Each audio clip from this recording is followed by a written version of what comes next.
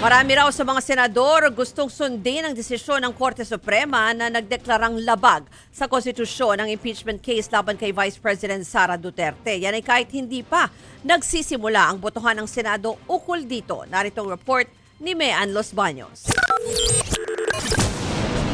Hanggang 20 senador. Ganyan daw karami ang gustong sumunod ang Senado sa desisyon ng Korte Suprema sa reklamong impeachment kay Vice President Sara Duterte. Ayon mismo yan kay Senate President Pro Tempore Jinggoy Estrada. Karamihan ng mga sentimento ng kapwa senador ko is to abide by the ruling of the Supreme Court. Una sa body language nila, pangalawa sa salita nila, malatama naman kung sino. Komento naman dito ni Senate Minority Leader Tito Soto, karamihan daw sa kanila ay hindi pa alam ang mga anyay questionabling punto sa desisyon ng SC. Kaya sabi ni Soto, let's wait and see. Pero kung mayorya na ng mga senador ang susunod sa pasya ng SC, sabi ni Estrada, ay ibig sabihin lang nito, wala na ring impeachment trial.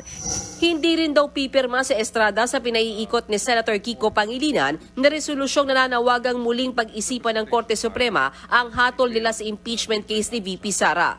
There's no problem with it, but I will not sign it. Because ang sabi ng Supreme Court, it is already executory. Una na rin sinabi ni Senate President Chis Escudero na kung siya lang ang masusunod ay dapat sundin na lang ang hatol ng SC. Nagbabala na rin kasi ang ilang legal expert na baka magkaroon ng constitutional crisis kung hindi susundin ng Senado ang hatol ng SC. Pero sabi ni Hontiveros, titiyakin niyang hindi yan mangyayari. Sa ngayon, 4 na senador pa lang ang pumirma sa naturang resolusyon ni Pangilinan. Kabilang dyan ang minority members na sina Senador Soto at Senador Risa Hontiveros. Pumirma rin ang kasamahan ni Pangilinan sa majority na si Senator Bam Aquino.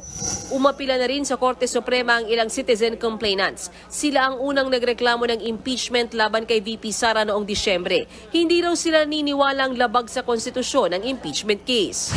The spirit of the Constitution is for us to be able to hold our officials accountable po. And what the Supreme Court did has reversed that spirit.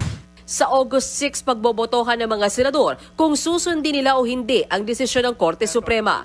Nagbabalita mula sa Frontline, Mean Los Baños, News 5.